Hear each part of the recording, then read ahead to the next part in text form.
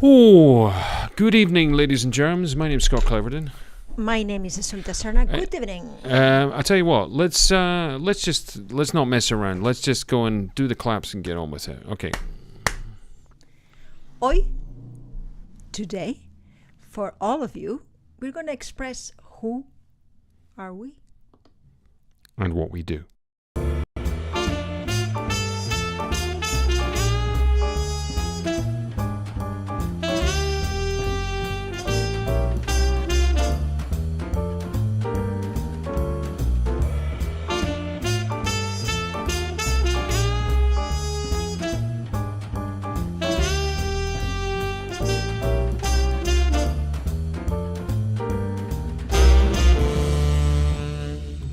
Well, Assumpta. Yes, I've been writing a panegyric here. I don't know if it's called panegyric. What the hell's a panegyric? Panegyrico is... Can you get antibiotics for that? What the hell's a panegyric? Well, it's when you are really, like is this case, admiring a person and you are being told how is the other person, and you try to be very honest on what you see. Are they dead? For these 25 years. No, I'm referring to you, not right now. I'm trying to understand what are the things the most I admire you, the things that I most, are for me from another world, and the ones that they really, move me to keep going with you. Is that why you've summed it up in one sentence, which is... He's all right, I suppose.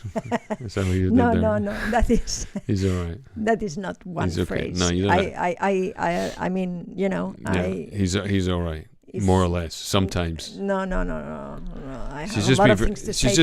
She's just been very nice. No. She's been very nice to me because a whole bunch of lights arrived from Amazon, which I have to install this weekend. Yes, that is true. That's the absolutely only reason. I'm suffering compliments currently. You're not suffering, or you're suffering compliments. It's true. You perhaps, yes. You and me, we don't like too much. I mean, we like to hear them, but we don't know how to accept them so well. No, I think. This is an interesting thing. You saying that is, I don't like compliments about me, about what I am, or anything like that. But I do appreciate compliments about what I do. Yes. I do appreciate that. Yes. About what I do in certain fields where I don't feel particularly. I feel like I'm still learning a great deal there. I do feel a certain amount of pride in if somebody goes, oh, that's good, or I like. Not so much. I don't need them to say that they think it's good. I just need them to like it. Okay. What is if the I difference? write, for example, if I write something for somebody, I like them to like it. I don't need them to tell me it's good. Okay. You know when they like it, of course, right? Yeah, but it's not necessary. As you've accused me in the past of being a cactus. You got this going on here. Okay. Sorry, sweetie, it's a little bit sexy. No, it's on your teeth. That's what I'm trying to say. Okay. All right, sorry. You see, these are the joys of being married for 25 years. Yeah, at least. At least or more. Coming up for 30, yeah. 30. Jesus really? Christ. 27. More than that. No, next year is our 30th anniversary. Really? you have really to take me by my hair and pull me into a holidays, Scott. Yeah, that's true. Very nice holidays I want. Okay. You see what I have to deal with? So let's go back to he's okay most of the time. No, let me start, to you. I mean, if we have time, we'll get into me. But I want people out there to know you because... Really? Yes. Okay. Am I going to be embarrassed right now? I don't know. I would be. Well, thanks very much or something. That makes me feel a great deal better. Well, let me explain it to you. I was today with a bunch of writers and some of them they read one of our books, the one that I think you most express yourself, your ideas and everything, which is, cómo comunicar la palabra. Entre la espada y la pared. Which is a very interesting book, and a book that neither of us ever considered that we would find ourselves writing. We give classes and coach people who need to speak in public, who need to deliver a message, create and execute a pitch. That's what we do. And we did that for quite a while. And Assumpta did a film called Red de Libertad, Freedom Network, in which she plays a nun who, a true story, who liberated thousands and thousands of people from prison camps and concentration camps in France and beyond during the Second World War. Her name was Helena Studler, and she was a member of the Daughters of Charity. One of the producers of that film, a man called Juan Carlos Sanchez, who also happens to be a Roman Catholic priest, asked Assumpta, after he became friends with her and me, about this thing that we used to do for business people, and asked us if we could possibly do it for people of the church. Could we possibly help priests to speak better in public? And we did do that. We did a seminar, a crash course here in Madrid, and then we did another one in Ciudad Rodrigo, which is in the northwest of Spain, where over a week we worked with young priests who were going to go out into communities and preach the word. The original name for the book in English, which I think is brilliant, is Practice What You Preach, because it was initially supposed to be a guide and a basic primer for people who wanted to speak in public. However, it actually became something much more. It became much more of a rumination about the role that the church has played in Western civilization, and how its decline is reflected in our society, and how the very useful aspects of the church in terms of influence within the communities and within families. That's where that really came from. And the other thing is that we have to state that neither of us are particularly religious people. And I always tell everybody I'm a Christian atheist. That's how I would define myself. But that was the book that we will normally call Practice What You Preach, as I would call it in English, but in Spanish it's called Entre la espada y la pared, which means between the sword and the wall. Still in Amazon. And it's still available on Amazon. And it was the #1 Christian book in Spain at one point, which is an even more peculiar factoid. I was today with these writers, and they read the book, and they were saying, wow, we didn't know that Scott was like that. And that is a great compliment, but also is to me a reason of great preoccupation, because yes, when there is two people and one for some reason is being asked more publicly what is their opinions, the other one of course is I don't know why is less called to do that. So today, that's why I want to start with you and keep for a while, because we have a lot. I have to tell you, I didn't know I had no idea you were going to do this. I know. Well, I had no idea that you were going to write a pani toros or whatever it's called. No, but it's just to start. It's just to have a point, because I have a lot of questions for you, because in 25 years we've talked with a lot of things that they are already here, but the people don't know. Yeah. And I think it's nice that the people. Sure. Before we go any further, remember this: if this is your first time here, if you're on Facebook, go to our page, which is this one. Like the page, follow us. We mostly in Spanish. We do that 4 times a week. But on Thursdays, we're coming back to do it in English all over again. If you're with us on YouTube right now, remember to subscribe to the page, give us a like. And fundamentally, what we are is we have something longer than mine, careers as actors. But for the last 20 years, we've taught exclusively film acting, and we coach, and we've also worked as intimacy coordinators, amongst other things. And apparently, Assumpta's going to tell us all about who the heck 3 I years am. ago, that is, we formed a community which is Familia de Cine, the film family, I think we can call them, exactly. Or as Antonio Banderas calls it, a la familia del cine. Okay, that has no sound whatsoever. I have no idea why. That's peculiar, isn't it? Okay, I suppose that we are going well with all these things and all these volumes. Yeah, we're fine. I'm not entirely sure what's happened there. A la familia del cine. Oh, there we go. Okay, so anyway, it's a bit scary when that happens. Yes, it is. Anyway, so with these people, I realized that the people don't get to know the way that I know, of course, Scott. So after these almost 30 years, let me ask you questions. Okay, let me ask you questions. Well, first of all, to tell you that for me, this man who is here, okay, he's the best actor, director, scriptwriter, teacher, and mentor that I've ever met. Okay. You've met a lot of those, yeah? No, never. You met a ton of them. Never All right. one. It's definitely the best one I've met today. Well, that's very nice of you to say that. Thank you. Actor. Anyway, let's talk about you. No, best actor, best director, best writer. I repeat, and teacher and mentor that I've ever met. Okay, that is, and why?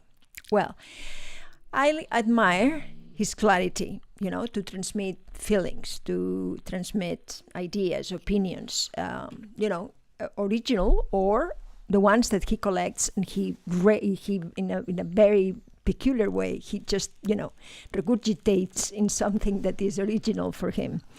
And from a very, a point of communication that is very nice, because it's very simple and it's very clear, and it is his. Okay, so I also envy, in a good way, how you connect these informations that you have, and how you manage to, to put them together.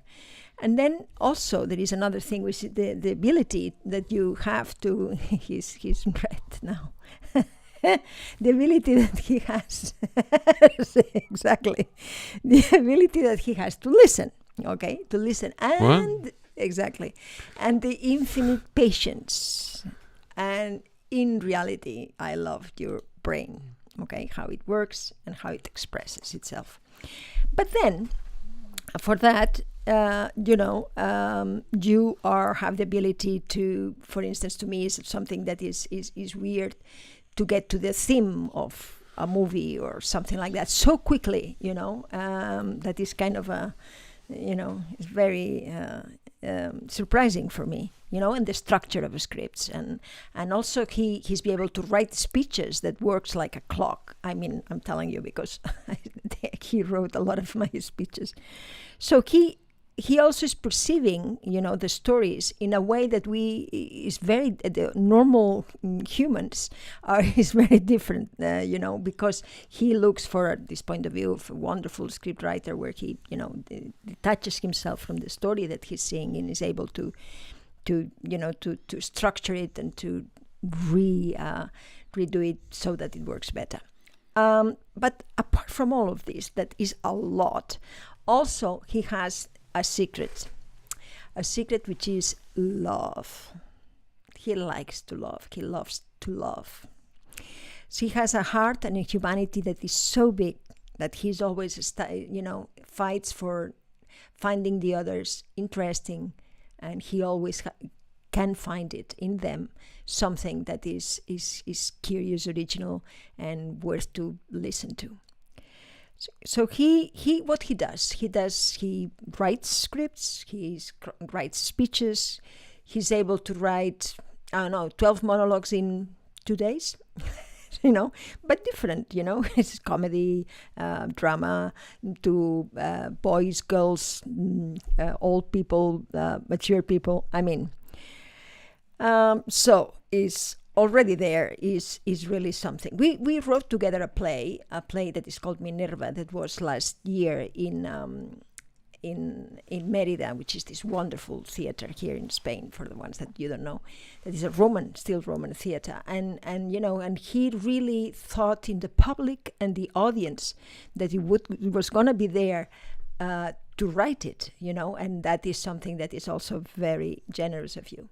So the secret of love and heart, and the wonderful mechanics on how his brain works, is able then to do all these things, to be a presenter, someone that also do conferences about a lot of things, because he really knows a lot of things and knows how to connect it. He's an actor also that creates characters, like in animation, the voice, the things that for me also are very weird and strange, and then has the ability of living, of giving the responsibility to others to be better, like myself, and also all the students that he has. So after all this, which is this panegirico, I want to ask you questions. Well, I'm extraordinarily flattered. Okay, good. What can I say? Okay. I don't have a tendency to kind of stop and turn around and kind of go, it doesn't happen very often.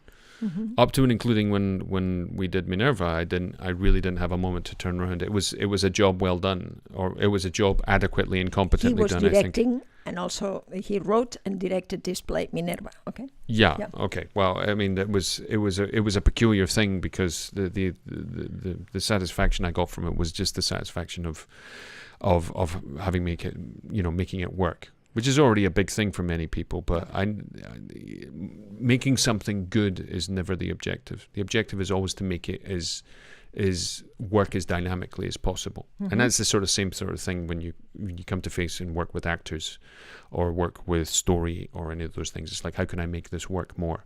The originality usually comes from the need to make something more efficient or more effective.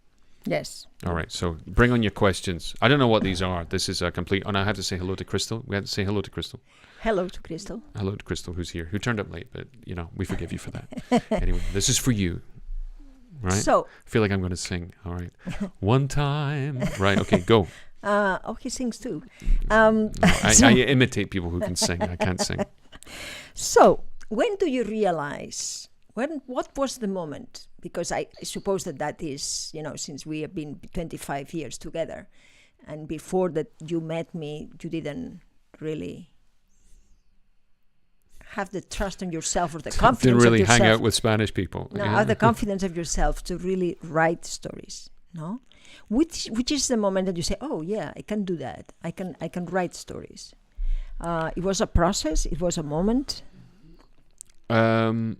I used to read an awful lot when I was a teenager. We didn't have the internet. God knows what I'd be like if we had the internet. I would have started everything a lot sooner, because you have the entire sum total of man's knowledge, understanding, truth and lies all thrown into one bag together, and you have access to it. So one of the things that we find right now, if you go, what was the name of that movie? You can find it. What was the name of that actor? You can find it. Before it was and it's affected the way that we remember things. I tend to remember more things now, because I looked for the information, because I looked at it and can find it quickly. It's lodged in there in that particular moment in time. And it's peculiar the way it's remembered. It works like hypertext on the internet. The first time I ever wrote something which was performed was when I was at drama school, and it was a very, very short piece of 4 young people in the Hitler Youth watching Hitler.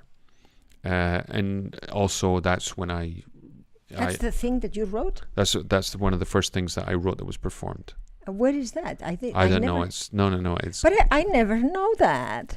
I never knew that. Can you imagine 25 years? It was a very short piece, and it was almost music. It would have lasted 2 minutes, but it was very, very. And it's about what? No, nothing. It was about these 4 young people.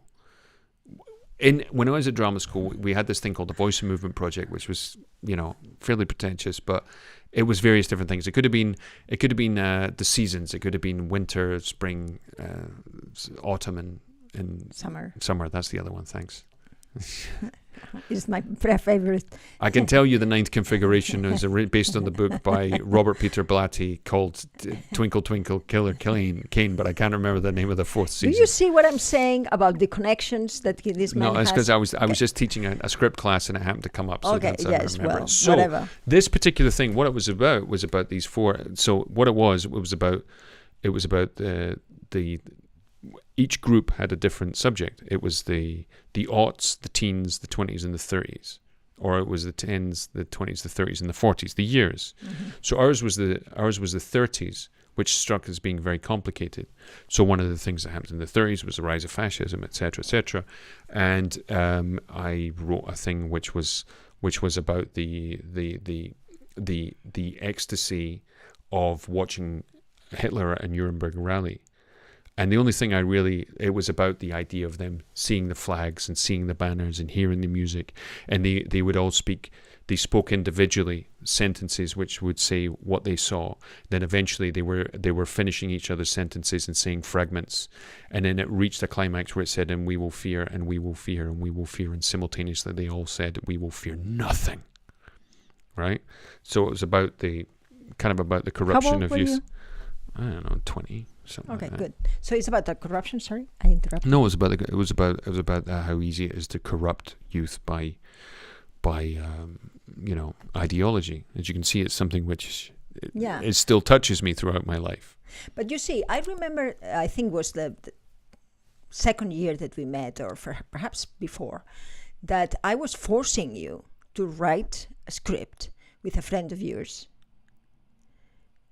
in London, remember, in an apartment.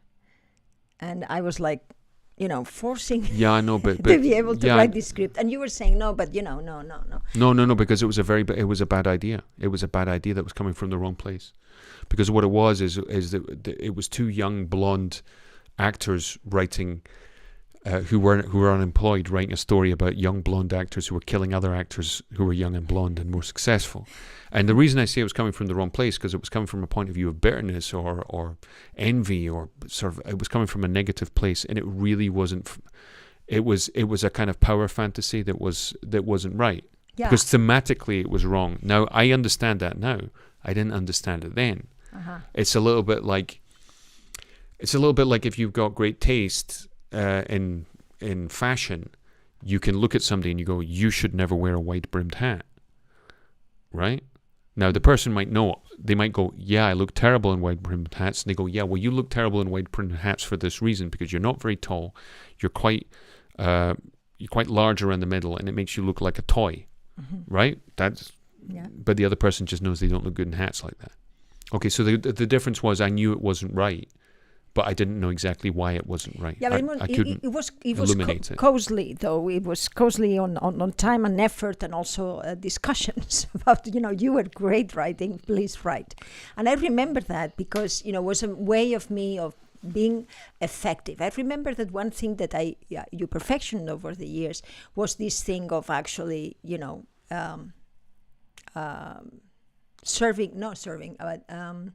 that was useful, something to make something that is useful. That was not on his radio of interest. What was his interest was just to create, to connect to, but not about making money out of it, which is something that you change now. What do you mean that I changed? Well, the first thing is, that, if we are considering something, yes, but, that is not going to make us money. Be careful. We are not, this month happened this, and that, something that you would never consider before. No, but but this is, I think everybody's changed their relationship with money, business, and everything else. I do think, however, that one of the great stimuluses of writing, like you say, I could sit down and write, scripts for, texts for actors all day, is because really what I'm doing is, and I really need to know the actor, because the actor inspires me to create something which is an aspect of themselves which they very often are not aware of. But I see it clearly on monologues, and on the monologues that you write, you've been inspired by the people or our students that we're going to have, and the conversations you had prior to and then you write for them. I see that. But then why do you don't write for me?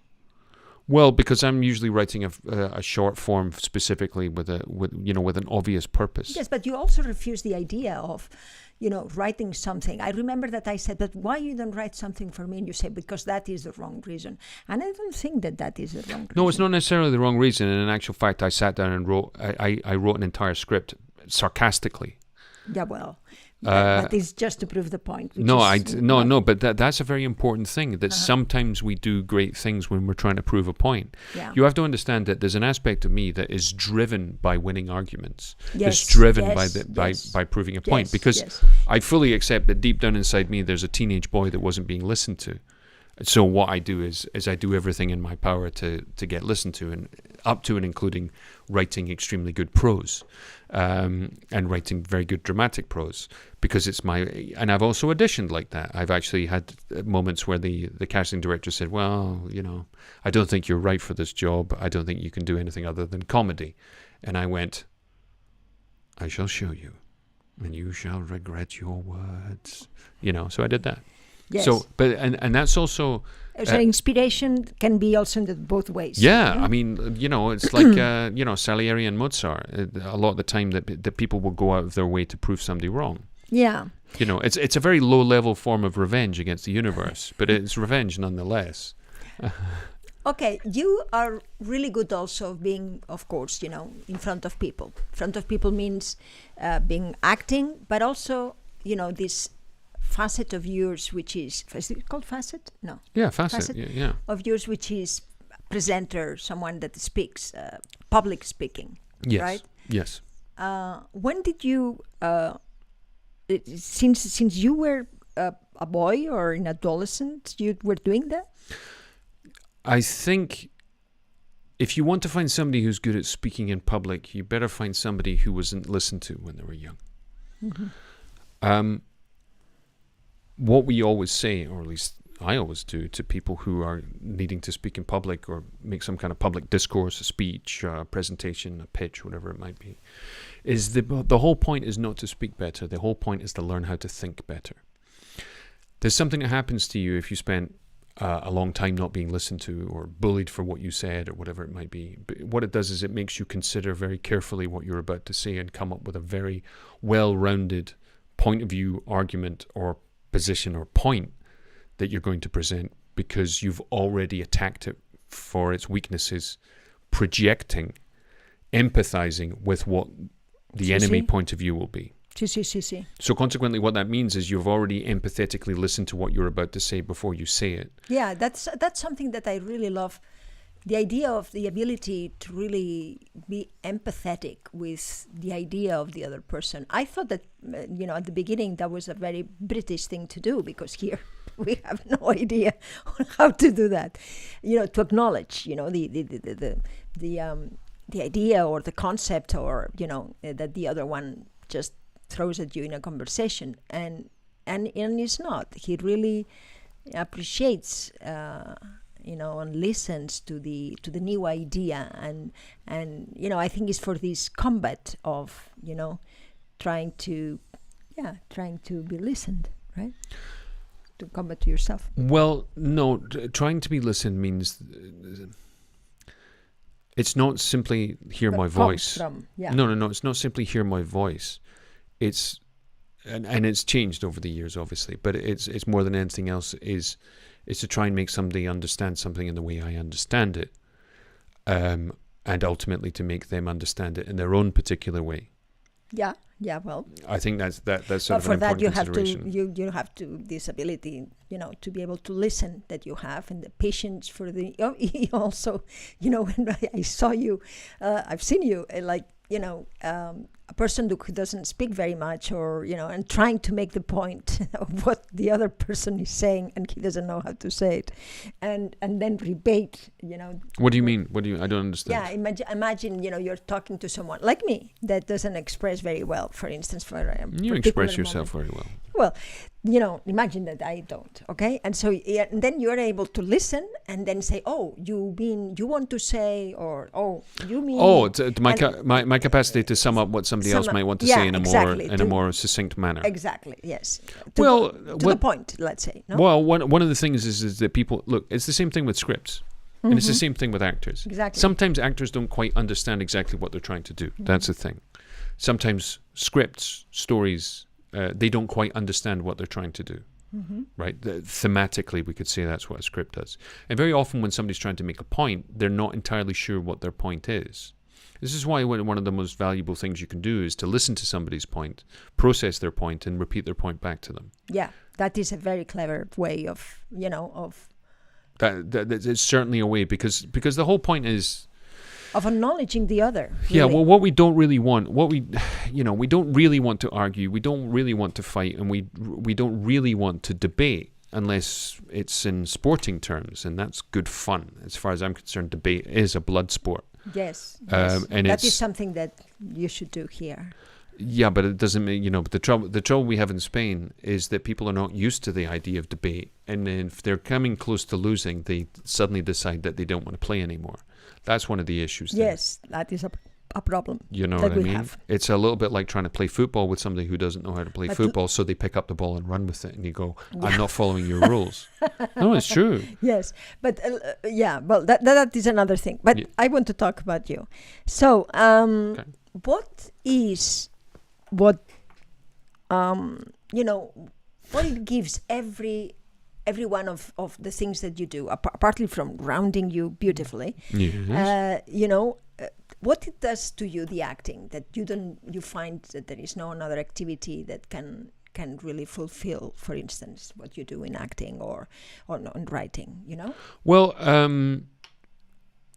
I think all of us become actors because we got a piece missing, right? Mm-hmm. Or a piece that was hurt or abused or disavowed, and that stimulated something in our brains, in our organs that make us capable of being hyper, how would you say it? Not hypersensitive, but hyper mirrors to reality, either invented or real, right? That gives us the powers of imitation.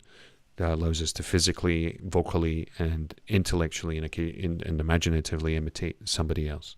That's what we're doing. It's part of what human beings do. It's just actors have it more well evolved, and that evolution that they're dealing with is usually comes from some sort of trauma, bullying, abuse, a deficit of love or whatever.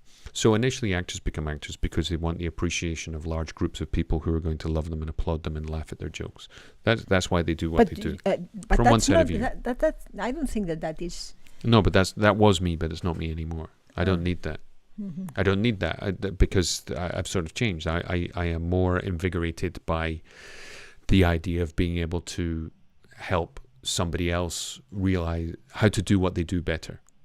Mm-hmm. That I find much more exciting. Much more, much depth into it, right? Well, it's much more fulfilling because it's not about me. Mm-hmm. It's about and you and I've talked about this. That we don't have any children but we have very strong necessity to help and mentor people and to be there for people. We find it incredibly nutritious and fulfilling. Yes. So you would say then that that you fulfill this through being a teacher. What teaches you to be able? Like what is really what touches you for the teaching? Is the way that you're going to say something that is going to make this other person change, or what is exactly what you're looking for? That you awaken their hormones to be able to get or to. Well, I don't awaken their hormones. I mean, it's a very dangerous thing these days. No, awakening. You mean the Hello, process? I'm here to awaken your hormones. You just like to take your top off. No, awaken. You mean the thought of process? You kind of challenge them to be able. No, look. If I wanted to excite them, if I was going to intellectually. Okay, if I was going to psychoanalyze myself, that all I'm ever doing is I'm being the teacher that I always wanted. I'm being the coach that I always wanted. I'm being the mentor, if you want to use that word, that I've always wanted. But what does it mean? You wanted someone that is able to. I wish somebody was able to take me, to bring me that far a distance in such a short time as I can. When I was starting out as an actor, I wish to God I knew then what I know now, or close to what I know I can teach somebody in a day. I can teach somebody in a day what took me years to learn. I can get somebody to a place in their relationship with themselves as an actor that took me years to achieve. Years of working, years of like wandering around in the wilderness of trying to work out how it worked. I learned an enormous amount from you. I learned an enormous amount from absolutely everybody. What it wasn't until I had that click that I could really begin to develop my skill in using what I had. And the problem with it is that until you have that click, until you go, oh, got it, all right, now, that's it. Why did nobody tell me about that before? And what I see that we do and we do when we're teaching is that you can bring somebody to that click much, much sooner, which allows them to get on with the job of improving their work within the context of working on camera. That's the thing that I love to do. You know, you don't need 20 years studying it to do it. You need one click, and then the rest of it is you've learned the move, now dance. Mm-hmm. That's really what it comes down to. That's what you like, to be You able know, to this person, give them the... You see, the trouble with most acting training is everybody's like doing scales and doing vocal practices, and like they're doing that. I want to get them to the stage where we've got that out of the way and we can just sing the song. Mm-hmm. And the trouble is most training is about doing those scales next to a piano, and that's got nothing whatsoever to do with the job. The job is about convincing people that what we're saying is our words, the way we look is us, and what we're doing is what we want to do. That's really what it comes down to, Okay. It's about, it takes that click till you can start being authentic. Over to you, Assumpta. You talked to me about, being a mentor, being a teacher, and what fulfills you from that area. Yeah. What is about, the acting? What is about acting? What is it about acting is it's interesting. I'm looking here at Crystal. She says, what aspect, acting, writing, etc. do you enjoy most? What brings you most joy and pride? It's a sort of lateral, a sort of question alongside with what you're talking about. When it comes to acting on camera, one of the things that I enjoy is when I do it is just doing something I'm very, very competent at within the very tight confines of a team. Also, I appreciate enormously when people can see that I know what I'm doing. And I think that might be reflected in the fact that initially when I started doing it, I was clueless. I had no idea whatsoever. Yes. And I like to be the guy that the director of photography goes, don't worry, he'll find the light. Or the camera operator will be like, yeah, don't worry, he'll find the frame. Explain this anecdote of you having the mark on in the Oh, scene. no, that's the thing. Look, this is something that we've talked about. There's, if you don't know this, if you're not an actor and you're out there watching us right now, you might wonder what the hell I'm about to talk about. When you're an actor on a set and you have to walk in or arrive to a point, so they know where you're going to be for the framing and also for the focus, they'll put a piece of tape on the ground in the shape of a T. Okay, your toes go on the top part of the T, and the other part goes between your legs. So this tells you which way you're looking, basically. Now that's all very well because it's a little different now because of the way that the cameras work and the focus puller works. But that used to be that it would have to measure the distance between the gate of the camera up until your eyes so they could get focus from it. It was a mathematical job. It was a calculation. It wasn't done by looking at it because the viewfinder of a camera is not high enough or clear enough resolution to be actually take focus. Now it's done usually wirelessly, and they have all sorts of digital tools which allow them to get good focus. But it was never ever really done with autofocus. That's kind of the story there. The thing with it is sometimes you can't put a piece of tape on the ground because the camera is going to see it. Okay, it's going to be in a different shot or in a different camera or whatever. So they have to take the tape away. Sometimes they'll leave a little stone or a twig or whatever there, but sometimes they just can't put it there. The other thing is if you actually have to come to that spot and you have to do it at speed, and you certainly can't look at the ground there. So anyway, we came up with this idea, this way of how you can find a mark when there is no mark, basically by coordinating two things which are going to be in your eye line, one that's close up and one that's far away. So one day shooting this film in Colombia, and there's a scene that happens with my stepdaughter, and we're in the sea swimming. And there was a point where I see somebody up the beach, and they were shooting with a very long lens of 250 millimeters. That means that they are literally 20-30 meters away, but it's a close-up. It's like a loose close-up on me. And the question was, can you hit your mark? I'm in the sea, up to my waist. There's no way of putting a mark. They can't put a stone in there because it will move. They can't do anything there. So that's where I explained to them, I said, don't worry. Show me where you're going to be, and I'll be in the same place when I get there. So they were like, how does that work? So I walked out of the water and I said, give me a piece of tape. And I put it on a palm tree, which was further away. And I coordinated that with the camera where they were going to be. and I could find my mark as I was waist deep in water. But the only thing, this is what I mean about the actual technique of it all, because you need to understand how to do those things, which has got to do with what you're doing in relationship to the frame, which is in relationship to the focus, which is in relationship to the distance, and also in relationship to the light. We were outside, so there was a great many fewer things to deal with, but that's what I'm talking about, that click. You can't start contemplating that stuff until you understand your relationship within it.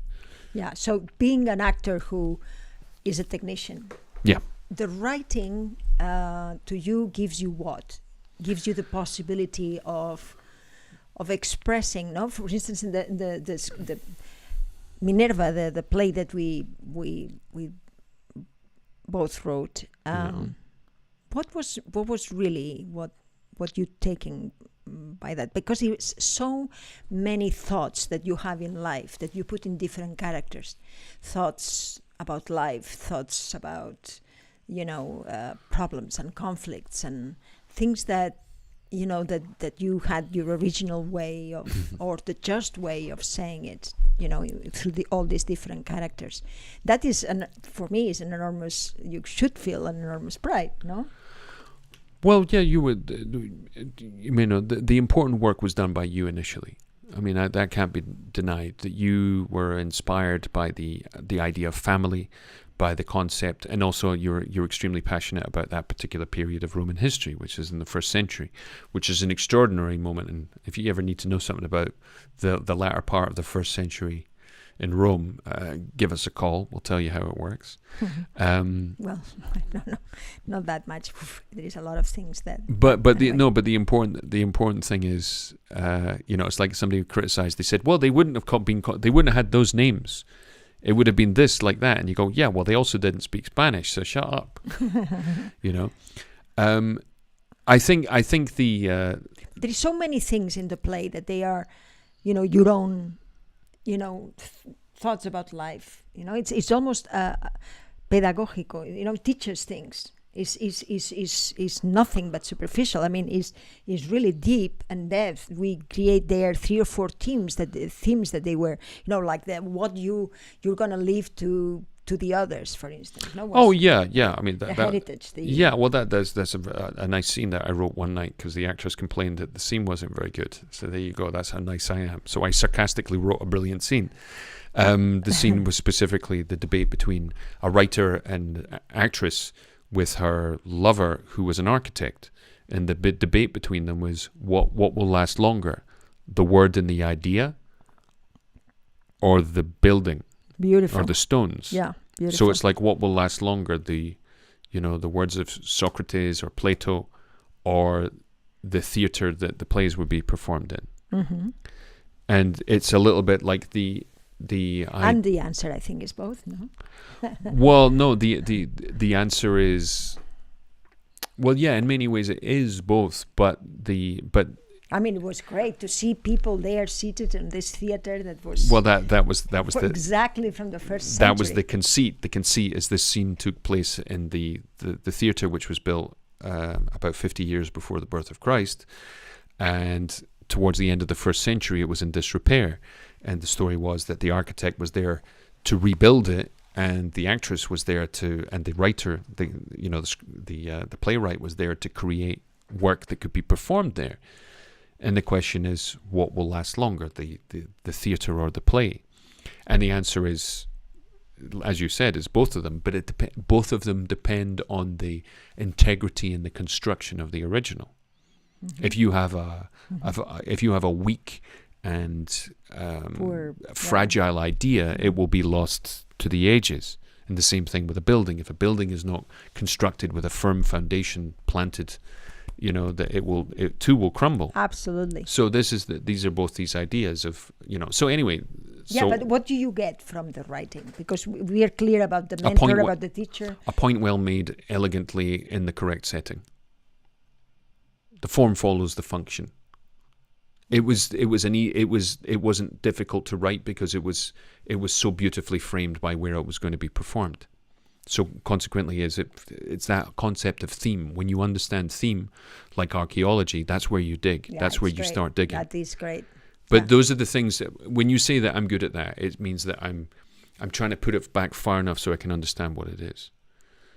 Look, if you look a tiny patch of dark skin, you don't know what it is. Then you might see a hair, and you're still going, I don't know what this is. Is this like a seal? Is this like a dolphin? Whatever. And then you begin, the more you have to get further and further away until you see its trunk, its ears, its tail, and its legs to know this in an elephant.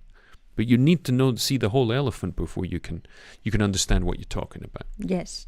Well, and really, I confess, I'm but lost really, but in details. No, but really, what that's based on, what that's based on, is in our healthy procrastination of not wanting to get to the job in hand.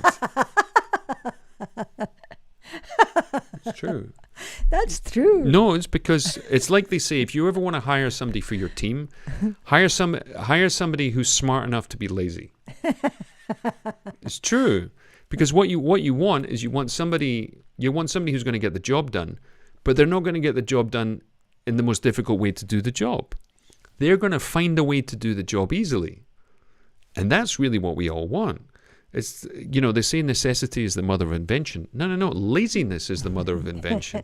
The guy who invented the wheel was right. The guy who invented the wheel was basically looked at the problem and went, I'm sick of this. There's got to be an easier way. Can somebody invent something that allows it to roll like one of those round rocks?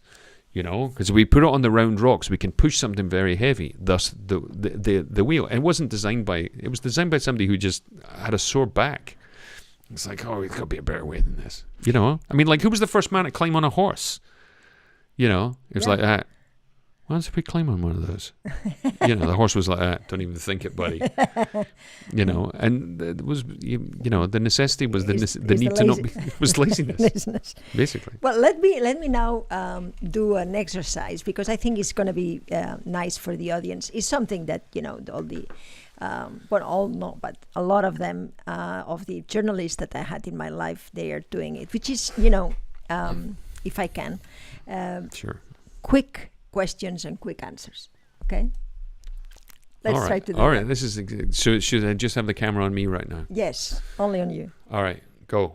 Okay, so what was your biggest crazy activity in your life?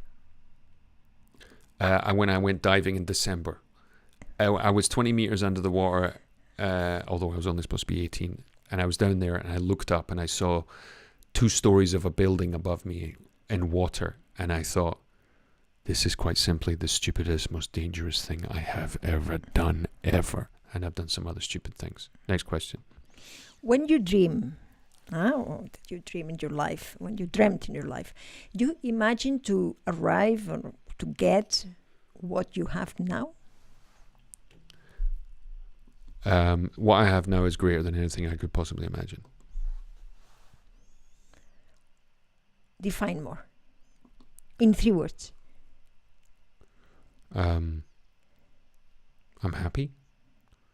I love and am loved. You want anything else than that? No. I'll go further than that. It's not that I'm happy. Is I get to do things which are meaningful. Yes. I get to genuinely do things which I find meaningful. And that's what comes from working with other people. I get to work with people. I get to be inspired, inspire. I get to laugh. I get to, I really get to participate. People allow me to participate for a very small moment of time in their lives. And hopefully their interaction with me as their interaction with me as my interaction with them is meaningful.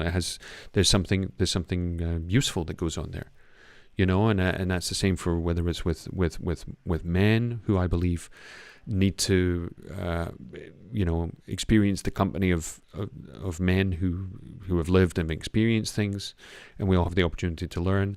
And I have the same thing with women, because it's I think I'm quite peculiar as men goes. As men go, as it were. Very peculiar. No, but it's about that, and it's, I don't know, demystifying humanity, if you want me to be pretentious. Next question. Okay. What object one can always find in your backpack? This, and ironically, it's called contigo. Contigo means with you, which is Really? yeah. Look, see It's that? called Contigo. My goodness, yes. You never read that? No, I never. God, your powers of observation are dreadful. No, but your thing. She complains that I get distracted by everything, and she's not distracted by anything. It's true. You know, like that pink elephant, but that's a different story. Okay, so This, I'll usually... is a coffee. What is called thermos? It's a travel cup. Travel cup. Okay. Yeah. Look, Diego says, so interesting. It would be... Oh, that's Diego. It's our neighbor. Great to see that playing that location. Yeah, I got a video if you want to watch it sometime, buddy. Yes, between us though. Between us, just between you, me, and the garden gate. What was the question? No, there was. So what have I got in my backpack? I will also have another shopping bag. True. I'll always have another shopping bag, and usually I'll usually have a flashlight, and occasionally I'll have a Leatherman or a multi-tool. And I would say Kleenex. Yeah, Kleenex, and if I'm with you, I'll always have an additional piece of clothing because you get cold. Yes, true. Okay. That's just a warning to all the men out there. If you want to just move up in that, partner status, take a lightweight fleece. There you go. Okay, another quick question. Mm-hmm. What you like to do your way? Make sandwiches. True. I'm not lying. No, you never lie. I didn't say nobody makes a sandwich like I make a sandwich. Nobody, really. Your sandwiches are great. They're juicy and crispy and delicious, really. Yeah, that's what she said. No, it's true. Yeah. I mean, that's also your grandmother said that to you. Yeah, but she was, You have a very good... No? Well, you have to understand that in Scotland we have very little resembling cuisines. So when I do a tuna sandwich, not a tuna sandwich, but I tune a I'm sandwich. very hungry now. When I do like a custom sandwich, it's all based on making stuff out of crappy food. Yes. So you need sauces, you need a bit of crunch to it, Yes. So anyway, that's what I do my way. Okay. There's other things which are not particularly interesting. How I, like how I organize files. Mm-hmm. The stuff like that. Hey, Bradley Levin. Bradley. Wow. Says, wow, he says. So incredible to just tune in and find you and Scott just talking and speaking. I have... Okay, so I'm going to read this because I have a close friend. I'm going to take it off there, so I'm going to read it from there because otherwise it's... So I have a close friend who's moving to Madrid either this September, October, or January, February 24. And I have another friend who's moving to Malaga in September, October. Wow. Minerva, wow, so nice to see you smiling. Great to hear you. I have a wiener I must attend to, but I hope to reconnect. Connect. Onward, guys. Laziness is the mother of invention. Scott Cleverdon. To wit, I always wondered why it took so long for them to put wheels on luggage. Exactly. They didn't put wheels on luggage until the 70s. Yes. This is right. I heard somebody say this the other day, that we flew to the moon. We traveled to the moon and back before somebody put wheels on luggage. I always went to... I remember when I was a kid, all suitcases were still handheld only. Really. All right, you guys, just saying more soon, please, Just saying, hey, if you ever find yourselves in LA, right? Yeah. Right. Well, let us know when you get to Madrid. In fact, anybody out there... Thank you, Bradley. I love to... Let us know when you get to Madrid. Yeah, I love to hook up with you. Yeah. Again. Brad is a wonderful man. Wonderful heart. That I had the opportunity to meet. He was a friend of an old friend of Assumpta. Of Assumpta back in the day. For remembering my name. Sorry. No, I was thinking about Doug. I was thinking about Doug. I was thinking about Doug. I know. Who we tragically lost a long, long time ago. One of those people that the world is poor with their absence. But anyway, it's lovely to see you, and thanks for dropping by, Bradley. And yes, you must look us up when you come here. So three more questions only. It's already 8:59. Okay. I'm sorry to embarrass you. Three questions. All right. Okay. 3 quick questions. 3 questions. Okay. What really marked your life? What person? The death of my mother at age 12. Were you expecting something else? No. No. Well, it was the death of my mother at age 12, the revelation about acting when I was 15, and meeting you. Me and you. No, meeting you. Oh, meeting you. Ah, okay, meeting you. Oh, that's nice. Okay, so if you would like to be another person, who you would be? I'd be you. Oh, I say the same thing about you. Really? Yes. That's weird. I really admire your way of thinking and Yeah. being and Yeah. everything. Do you know what would happen? Is I would exploit your notoriety and talents, and you would exploit mine. Because a lot of the time, what we do is you go, God, what would Assumpta do? Yes, know? me too. But I'd be terrible in you. I couldn't imagine you lolling around doing nothing in particular, procrastinating like I do. No, it's true. You know, it would be just, Okay. I'd have to put a pillow over your face. Two more. Okay, Two more. Two more. Why you don't like the spoken messages in the WhatsApp? Okay, you know when you go WhatsApp and people leave you voice messages? I fucking hate that, right? I hate that. Why do I hate that? Because I have to stop doing what I'm doing, listen through 30 seconds of, hey, how you doing? What's going on, man? I was just thinking, but in Spanish, right? Until they eventually get to the point. So you listen to it double speed, and then you listen to it double speed, but you miss what they're trying to say. So you have to go back to the start. And also what it does is it allows me to read it, reflect upon it, because somebody's had to write it down. They've had to consider what they're going to say. So it's usually more to the point, and it's usually more accurate. Also, I'm always doing things where I'm talking to people or I'm engaged in something. I can't be like, that's amazing. I think it's wonderful that you've made amends with your father after all those years of terrible abuse. But can you hang on a second? I need to listen to somebody who's left me a message. I don't like that. I prefer somebody who, I prefer to be able to read it. It also means I can go back and search for it. But anyway.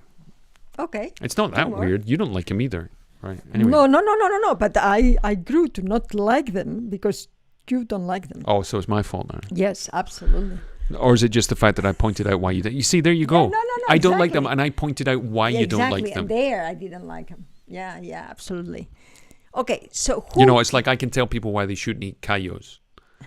Right? Callos are like, it's tripe. It's the lining of a sheep's stomach cooked for hours. It's disgusting. With green pepper and a little bit of tomato sauce, an onion, and really no.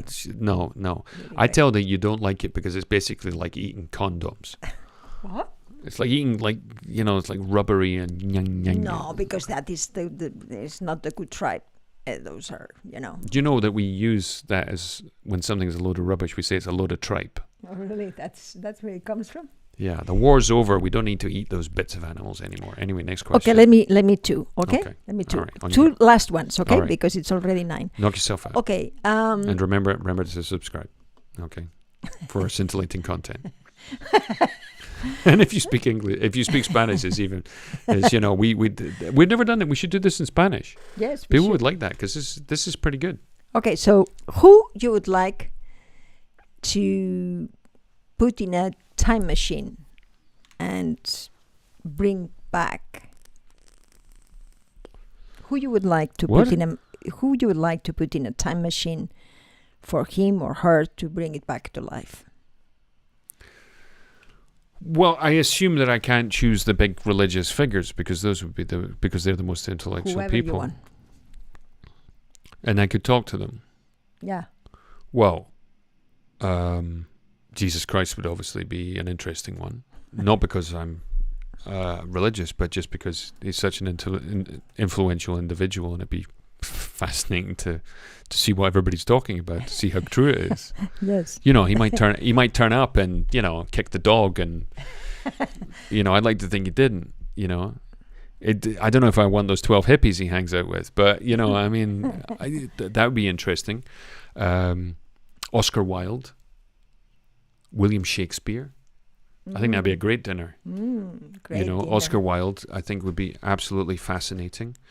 There's a lot of people who are alive who'd be interesting to speak with. I don't know, Tom Waits. Oh yes, that was a big one for you. I love Tom Waits. Jordan Peterson. Jordan Peterson, yeah, that he'd be very interesting. I'd like to have dinner with him, Freud, and Jung. You know, that's what I'm talking about, eh? You know, it's you guys who are a big influence on me. You know, roughly speaking, that's what I'm talking about. You know, so I think he would be. I think that'd be fascinating.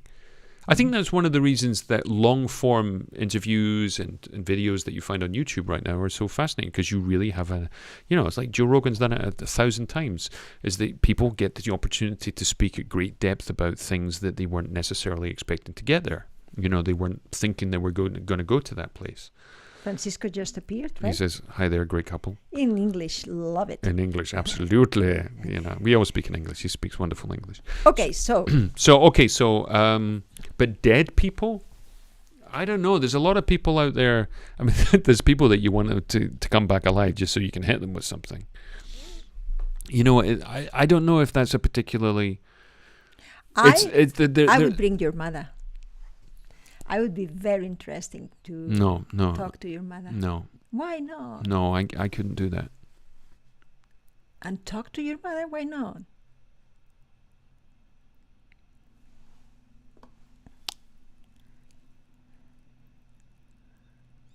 Why not? I don't know. I've never considered that. You know, wasn't that weird that I can contemplate having dinner with Oscar Wilde more than my mother does, because it's too real. It's too real. It doesn't exist in an intellectual headspace. It doesn't exist intellectually. Your mother. It exists in a completely different part of my id psyche. Sense of who I am. So you had to put it. The death of your mother when you were 12. They put you in a compartment that is a little bit closed. No, it's just quite simply something that didn't exist anymore. You see, the thing is, Oscar Wilde, Jesus, Chairman Mao, whoever, they don't exist for me personally. They exist for me as ideas, concepts, sources of philosophy, inspiration, wisdom, as it were. But my mother it's a completely different thing. Okay, next question. No, but that's a very interesting thing to contemplate. It's you would think that a boy that would wish his mother was alive again. No? Yeah, no. No, but that didn't really happen. It didn't really occur to you. Because that would be interesting. Why? Because that would be foolish. Well, foolish, no. I mean, it's foolish also to bring back Shakespeare or Jesus Christ. Yes, I know, but that wouldn't be fulfilling an emotional void or emptiness. It wouldn't be filling something where there was an absence of presence or experience. Not fulfilling like that? No. What would be doing? It would be intellectual curiosity if you had those people there. That's what it would be, intellectual curiosity. Okay, the emotions are still in a kind of closed space. No.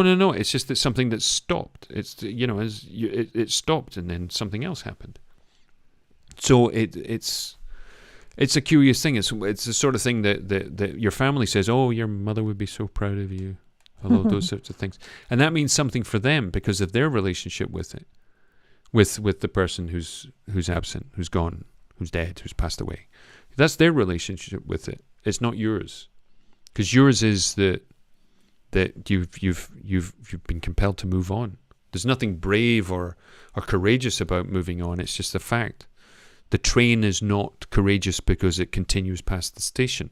It just is what it does, which is to keep living. It's like I never felt, depressed or, suicidal or anything like that because of that. I never felt like that. No, but it's interesting revisiting after all these years. No, it's a very interesting thing. I think my relationship with my mother gave me a certain idealization of women and womankind. I think I learned how to show love and be loved because she was very loving. Absolutely. Because of her, and I think I might have initially had a very idealized image of what women were initially, and it's not true because you're all total bitches. Okay, let me say 100%. I said two more. All Okay, of it, yeah. I said two more. Yeah. Tell me the difference between Stoicism and when you punish with silence and indifference?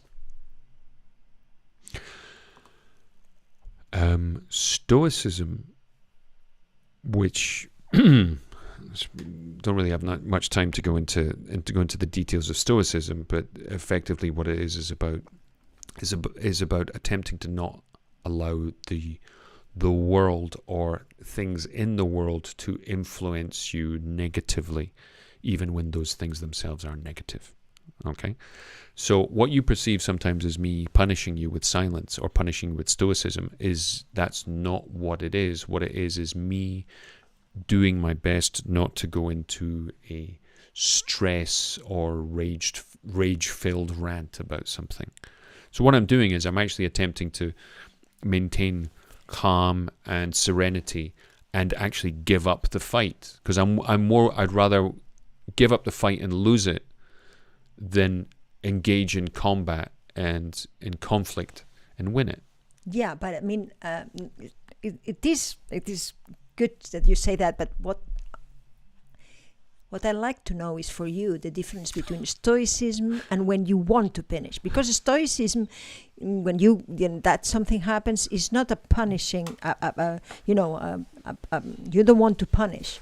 But when you want to punish with indifference, then you really are wanting that. So what is the difference between, how is the difference that you find between these two emotions, which is the lack of emotions at all? No, what you're saying, I have to say, I have to mention what Diego says. Diego says, Assumpta, you're the only person in the world that wants to bring her mother-in-law back to life. Assumpta es la única persona del mundo que quiere revivir a su suegra. Diego, you're a man of many talents. That's funny. That's funny. Okay, so getting back to this whole idea of punishing you with indifference. No, sometimes I have to divorce myself from the thing which is going to upset me. I have to do that. I don't deal with stress very well, but I cope with it well. And how do I cope with it? Is I manage it, and what I do is I become worried about the things that I can deal, that I can affect. And I let go of the things that you can. It's like the alcoholic's serenity prayer. You change the things that you can, and you accept the things that you can, and you want to be wise enough to know the difference. So what you consider as being punished by indifference is, for the most part, me attempting to divorce myself from the importance of one thing or the other. But I'm not punishing you. Not all the time. Okay. Sometimes I am. No, it's not only that. No, sometimes I am, because I witness it with other people. I witnessed it also with other people. Oh, really? Yeah. Okay. My family in Christmas, for instance. No, your family. A long time ago. Yeah. With my father. Yes. No, that's because you've Okay. You kind of have to keep it together. You know what I mean?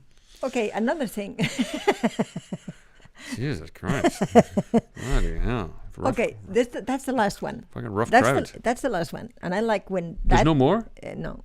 I was enjoying that. Well, it's 9:13. Okay, another day I'll ask you more questions. That's pretty good, though. Thank you. I enjoyed that. Okay, good. No. Genuinely, there's some very interesting things I had never really contemplated there before. Well, nice. Thank you.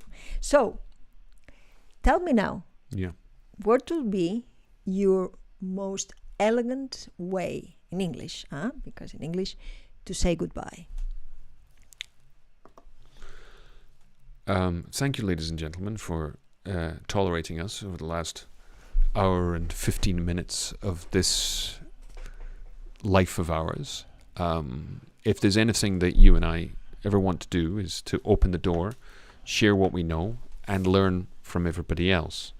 We've been very fortunate in terms of what we've done in our lives, very fortunate of where we've lived, the people we've met, the things we've seen, the stuff we've done, the opportunities that we've had to make every once in a while a great deal of difference with people who've allowed us to be there with them and help them affect change in one way or another. A thing that we always say is a thing that we always say is that the door is always open, and I sometimes think people don't take that seriously. There's nothing I like more than when people get in contact with us they need an answer to a question, or they have a query, and it doesn't matter how big or small. In fact, if it's small, it's usually easier. Whatever it might be, because there's a good chance that if I don't have the answer or we don't have the answer, it might be an answer worth looking for, and that's worthwhile. That's good for everybody. It's good for us. It's good for you. It's good for them. And those are the things that for us is the reason that why we keep coming back here. Today represents 3 years and 1 day that we've been doing these live streams, and we've neglected the ones in English, and and one of the things that we feel bad for it, and we feel terrible for it, because since we were writing the play, we were up to our necks in rewriting a play that was going to take place in July, and we had a date and a time and everything else, and it became overwhelming. But our life has never been boring. Remember, I mean, never. Today we're saying, okay, so what are you are up to today? And I said, okay, so I'm doing the Code of Good Practices. I am writing a 3-volume book about acting, the science of acting, and I am also what else? Something else, and I'm also writing the code. Anyway, there's always something else to do. Well. Really? I started out the day working with one of the people that we've been working with for a couple of years, Paula, and she's in Paris, talking about career and acting and all the rest of it. Great actress and great person. And a wonderful person. And that's what we started out doing, because this is a whole thing. This is not just one person. This is a person and their partner and their life, and it's a very important thing to deal with. And then I had a wonderful meeting with Diego, who's our neighbor upstairs, and some great people who were in Norway, and I had the chance to dive headlong and be armpit deep in high fantasy, and talking about a great imaginative world that they've created. There was that. Then after that, I taught a script class, which was because I'd picked it up after a while. We were talking about the things that we'd seen. We were exploring the idea of theme and all those other different things. And I stopped that at 7:15 and set this up, and here we are. So we can never accuse, we can never complain about being bored. I always have this fantasy that one day, they'll open this computer and they'll say, okay, so since 2014, I have recorded everything that we did, here in the agenda in Google. And so it would be like, people would say, what? No. How many times the people would say, what the fuck? How they do with everything? I don't know. But here we are. Well, thank you very much. You're not supposed to there. swear. Stop swearing. Sorry. Shame on you. Sorry. That's the first thing that the grandmother and grandfather said to me. Well, no, that's not just it. It's I understand what it is, because the first words you learn in a foreign language are all the swear words, so they're the ones that come easily. Yes.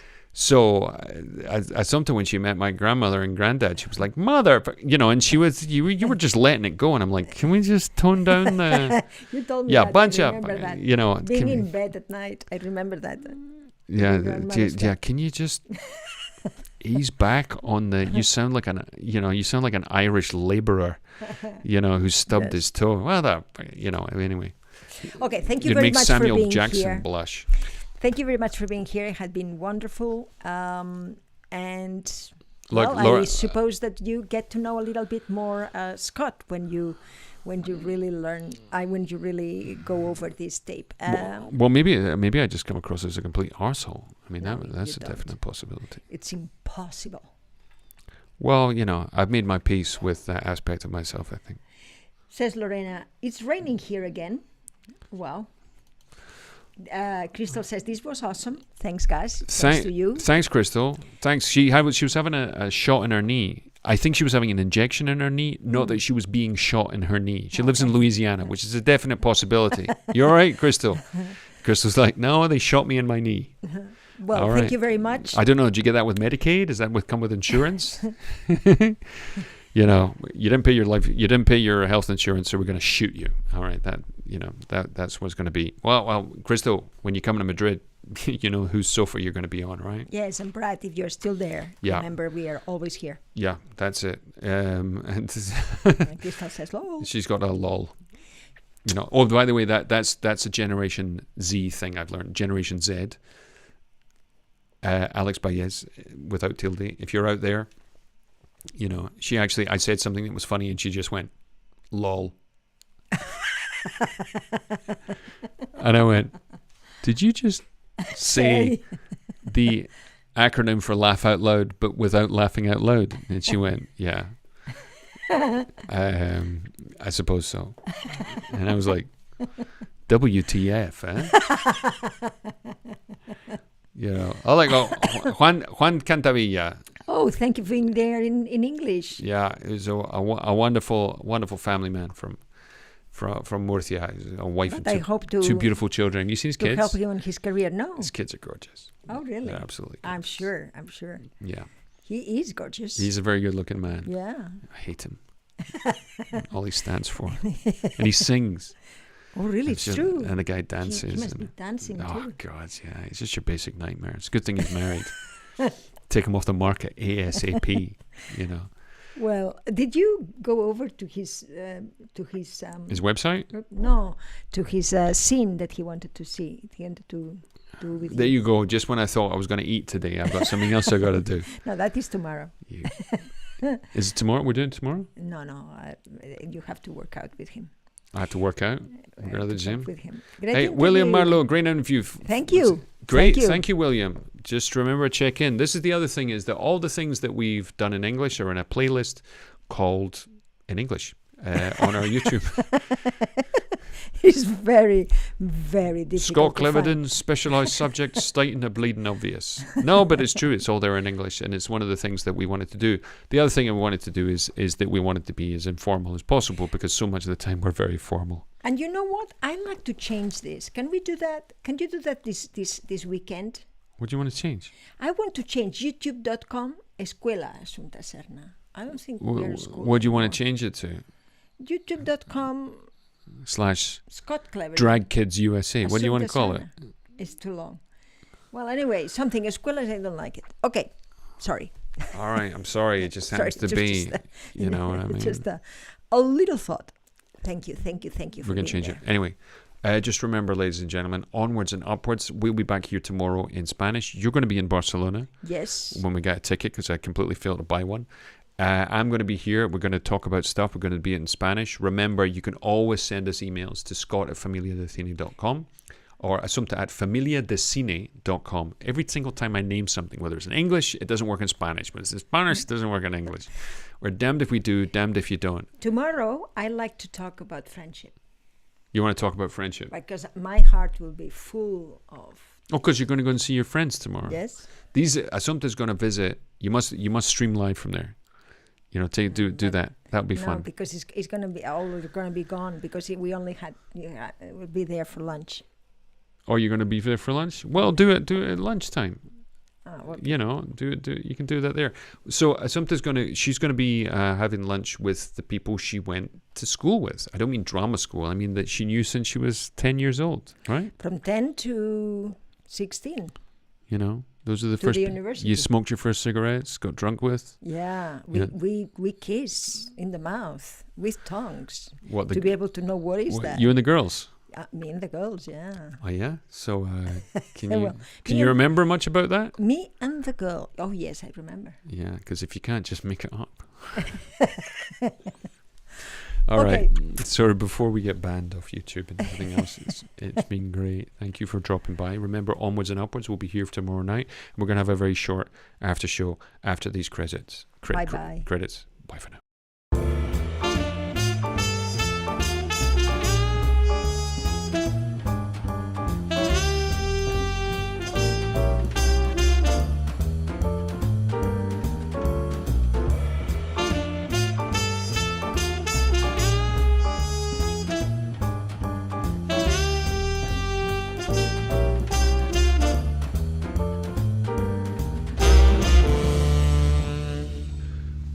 Well, that was a great idea. I have to be quite honest. I wasn't expecting you to do that. I know. Did somebody send you that list for you? Did somebody send you that list interviewing you? I don't know where it comes from. I think it was something that the people, send it to me. Some of them, and other things that I was coming up with you, knowing you for 25 years. I think the truth of it. So you just pulled it out of your ass, Yeah. basically. Well, Oh, my funny. in Sorry. America, that is Can your I ass. say fuck now? No, you can't. You definitely can't say it now. Jesus. H. Christ in a chicken basket. Stop it. Oh. Look, I can be profane and blasphemous all I like, but you know, you can't use those sorts of words. I think it's funny, this thing of the tacos. I don't know why one combination of words is more insulting than another one. I mean, it's absurd if you think about it, right? Why absurd is different than fuck? I mean, Hey, I'll tell you why is because but this science, this significance that one can have, is really, it's really what you want to do with it. No, I know, but it's not insulting the word no, for of itself. course, no, of course not. But So if you say fuck, then yes, perhaps. No, because but it's not for us. It's for children. It's for people who children. Who children are here? We never have children here. Oh, you mean the people that can watch the people that can watch it, of course. They go in. No, I don't think so. I'm going to punish you with my stoicism right now. Watch. This is me silently punishing you. No, you can say whatever you want sometimes. It doesn't bother me. I know. And you're right. I'm just joking. I know you are. I know you are. Just don't let it happen again, all right? Sweetie, I'm really, really thirsty and hungry. Yeah, we haven't eaten. Have you eaten anything today? Well, a little bit of tortilla patatas, a little bit of chips, and I've eaten also delicious tarte tatin that I paid from my own pocket.